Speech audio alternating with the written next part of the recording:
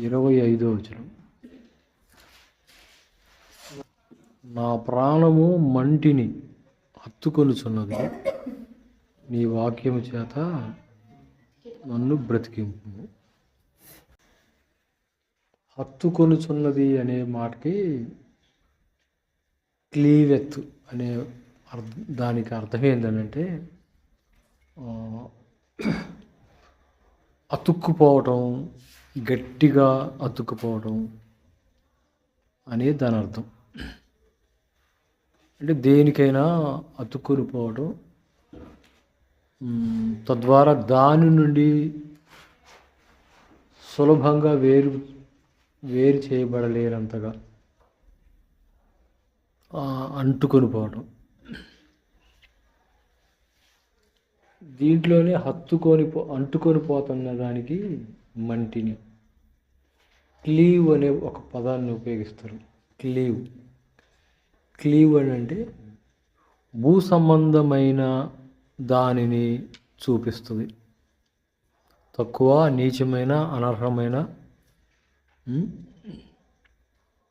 అంటే భూలోక సంబంధమైనటువంటి వస్తువులను, భూలోక సంబంధమైన వాటిని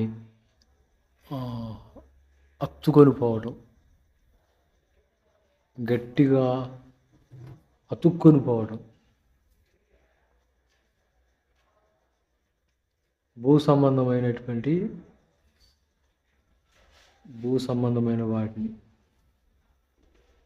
వాటికి అతుక్కొని పోవటం అంటే వాటి నుండి వేరు చేయబడలేనంతగా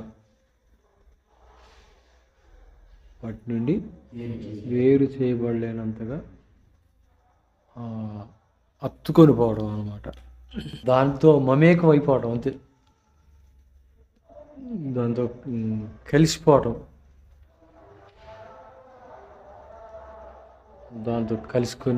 కలిసిపోవటం, అది హత్తుకొని పోవటం.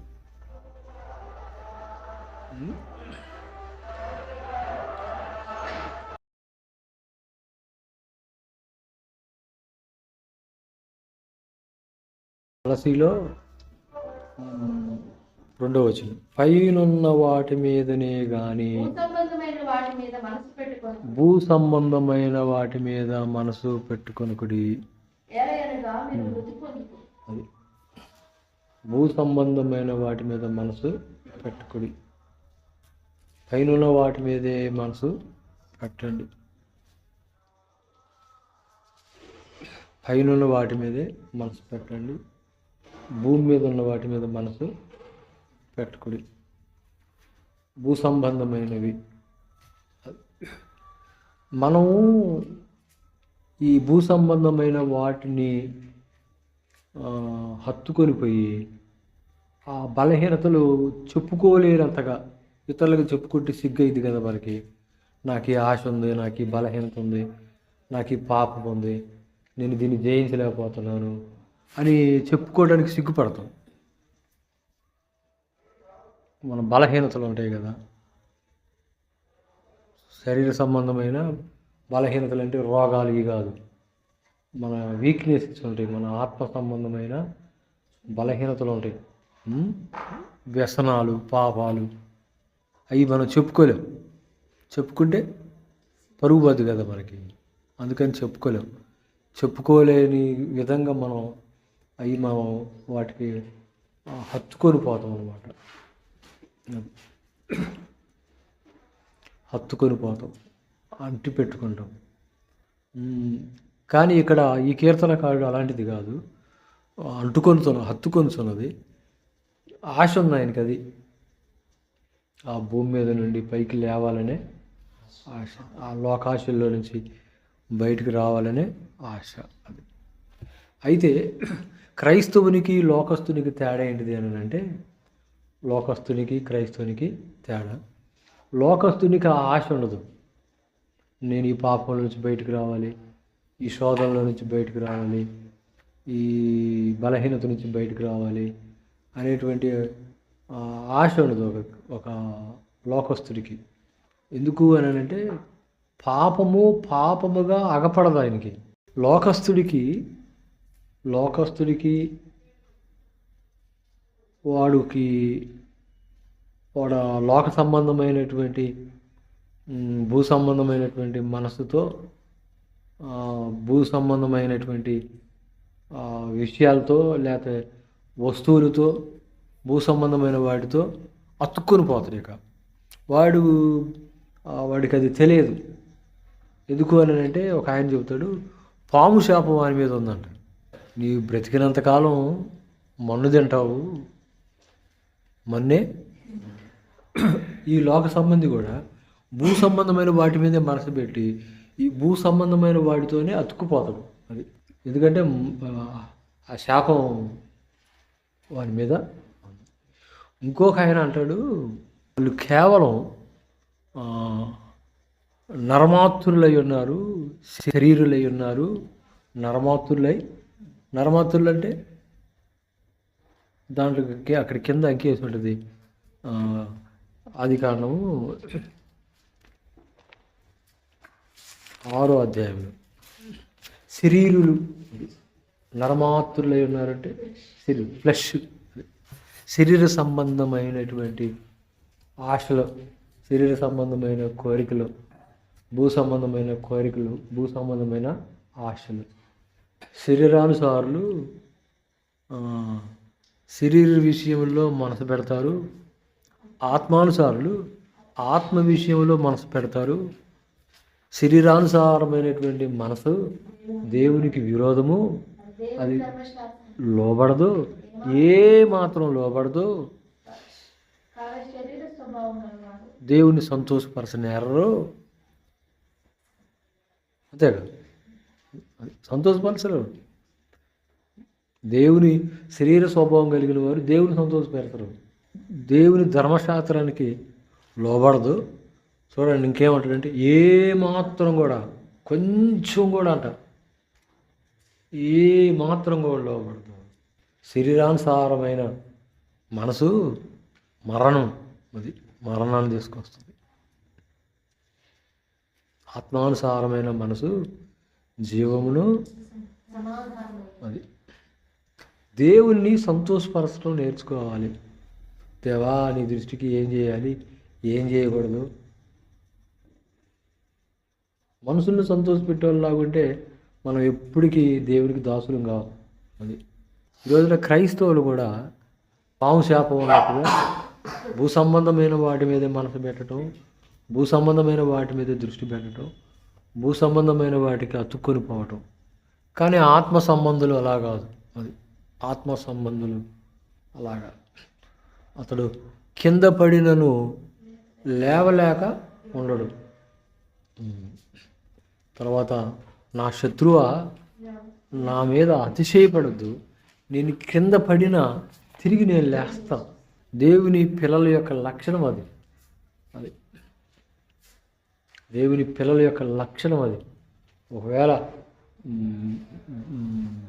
బలహీనమై పడిపోయిన చోటే ఉండవు. అది తిరిగి లేస్తాం. ఆ ఆశ ఉంటుంది, ఆ ఆతృత ఉంటుంది, ఆ కోరిక ఉంటుంది.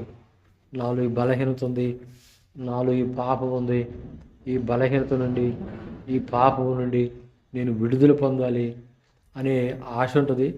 ఆ విడుదల పొందటానికి దేవుణ్ణి బ్రతిమలాడుకోవటం కూడా ఉంటుంది. అయ్యా, నాకు ఈ ఆశ ఉంది, దీని నుండి నన్ను విడిపించు, ఈ కట్టు నుంచి నన్ను విడిపించు, లేకపోతే ఈ బలహీనత నుండి, ఈ వ్యసనం నుంచి నన్ను విడిపించు. ఆ ఆతృత ఉంటుంది, ఆశ ఉంటుంది. దేవుని మీద ఒక నిరీక్షణ ఉంటుంది. కానీ లోక సంబంధికి ఇవేవి అగపడవు. అది పాపముగా అగపడదు.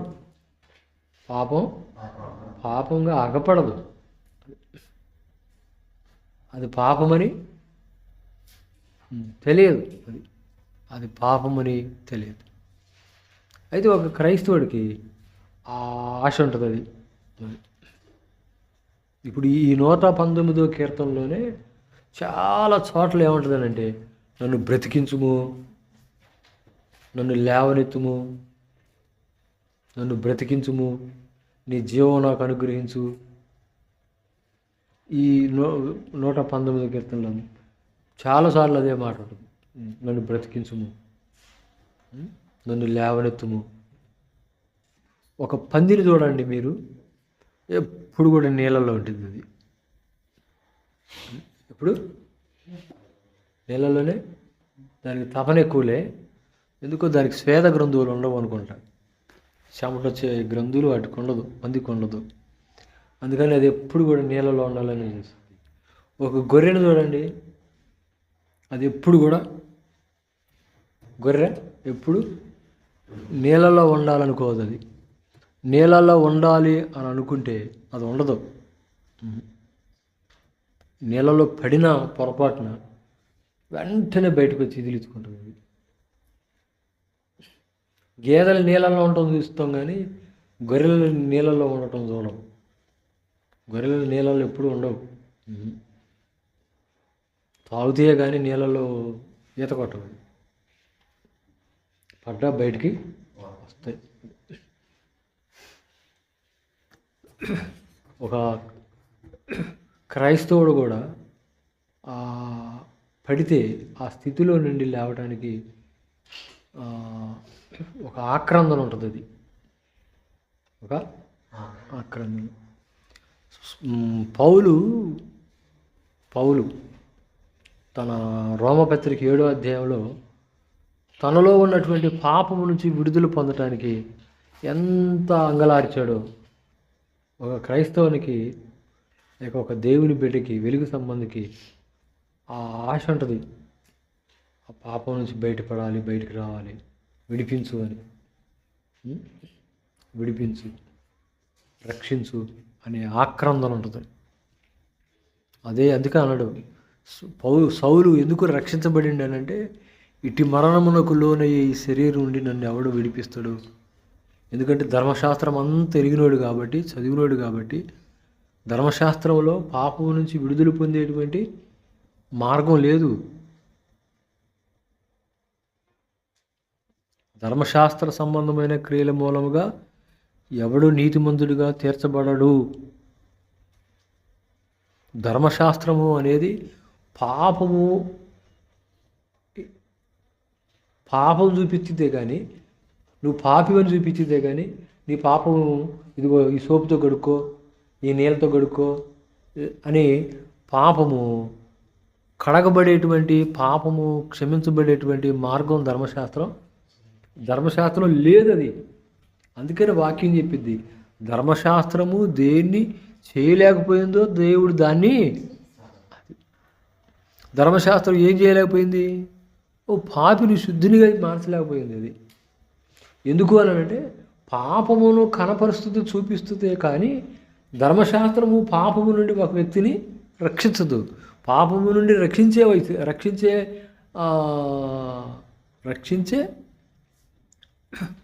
రక్షించేదైతే ఇక మనం యేసు ప్రభు కోసం కనిపెట్టుకోవాల్సిన పని లేదు.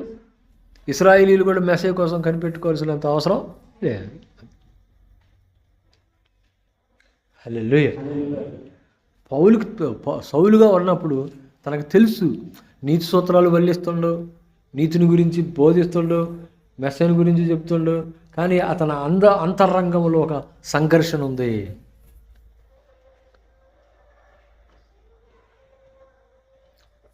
ధర్మశాస్త్రం ఎట్లా చెప్తుండో, ఇటేమో 4 ఏళ్ళు పౌలు వైపు చూపిస్తాయి. విడుదల పొందే మార్గం ఏంది?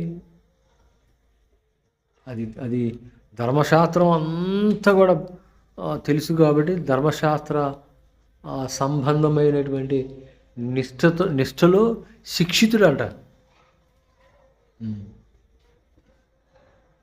నిష్ఠలో శిక్షితుడే. బట్ శుద్ధి ఏది? పాపక్షమాపణేది? రోమపత్రిక 8వ అధ్యాయము 2వ వచనం.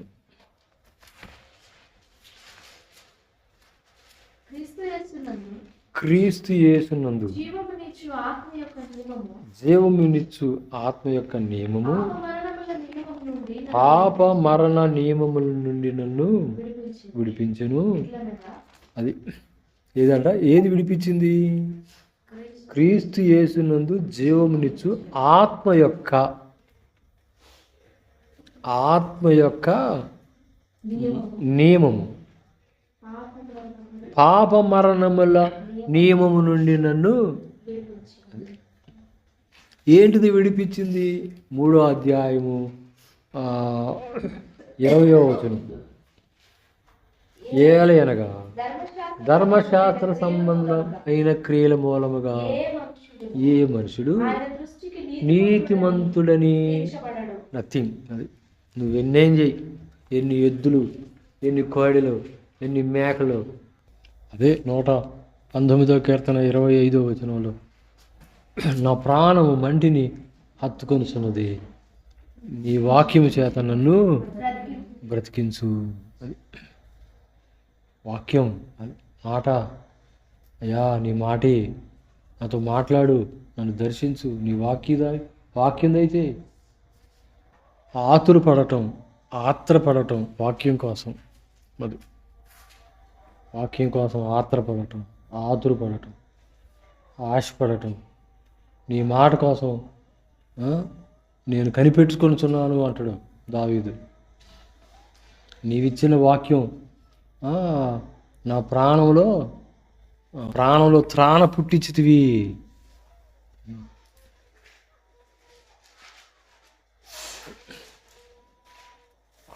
ఆశ, నువ్వు నాతో మాట్లాడు,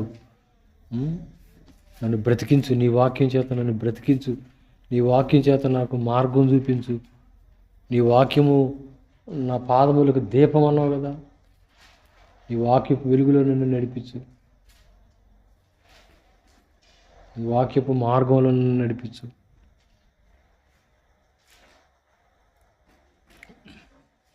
ఎంత దేవుని ఎడల అంత ఆశ ఉంటే పడినటువంటి స్థితిని గ్రహించి దావీదు, నన్ను బ్రతికించు, నీ మాట చేత, నీ వాక్యం చేత నన్ను బ్రతికించు. ఒక నిజమైనటువంటి దేవుణ్ణి ప్రేమించే వానికి ఉండే ఆశది, ఆసక్తి, తృష్ణది, కోరికది. దేవా నీ వాక్యం చేత నన్ను బ్రతికించు, నా పాపాల నుంచి విడిపించు, నా బలహీనతల నుంచి విడిపించు. నిన్ను హత్తుకొని వెంబడించలేకపోతున్నాను. అది అంటాడు దావీదు, నా ప్రాణము నిన్ను అంటి పెట్టుకొని వెంబడిస్తుంది అంటాడు. నా ప్రాణం అంటి పెట్టుకుని నిన్ను, చనుపాలు విడిచిన పిల్ల తల్లి యొద్ద ఉన్నట్లు నీ యొద్ద ఉన్నది. ఆశ అండి. లోకం మీద, లోక వస్తువుల మీద, భూ సంబంధమైన వాటిని అతుక్కుని పోయి ఆ భూ సంబంధంగానే బ్రతికింది పాపం, దాన్ని బ్రతికినంత కాలం.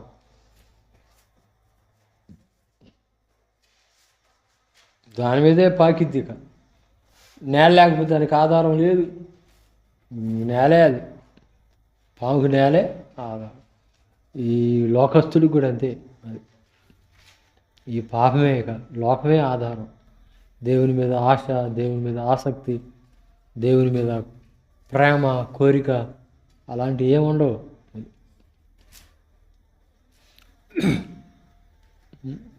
దేవుడు ఎంత ప్రయత్నం చేసినా కూడా లోబడరంట. అది అదే అన్నాడు కదా, నా ఆత్మ ఎల్లప్పుడూ ఈ నరులతో వాదించదు.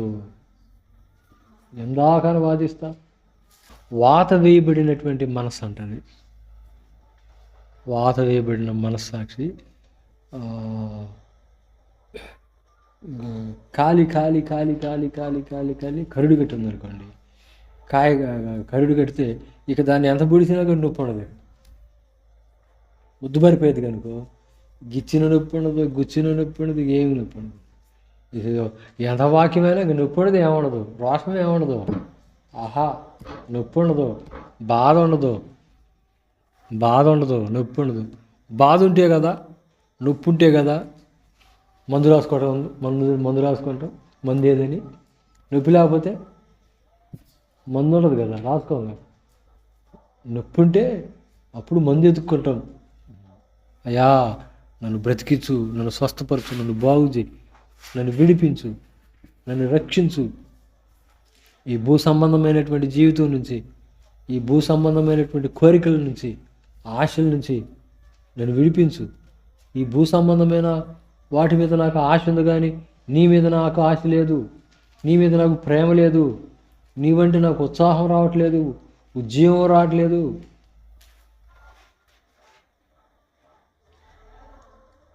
ఒక లోతైనటువంటి ప్రార్థన లేదు, ఒక క్రమంతో కూడినటువంటి ప్రార్థన జీవితం లేదు. నన్ను ఈ లోకంలో నుంచి విడిపించు, ఈ పాపం నుంచి విడిపించు అని అంగలారుస్తాం, ఏడుస్తాం. అది భూ సంబంధమైన వాడికి ఏం అవసరంలా, వస్తే ప్రార్థన, రాకపోతే వాక్యం వచ్చేవి, లేకపోతే ప్రార్థనకు వచ్చేవి, రాకపోతేవి, దేవుడు మాట్లాడితేవి, మాట్లాడకపోతేవి. దేవునితో ఏం సంబంధం?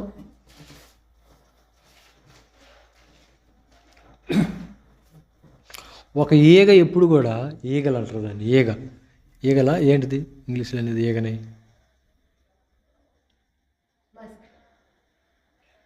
మస్కిటోను. దోమల్ని ఈగనేమంటారు?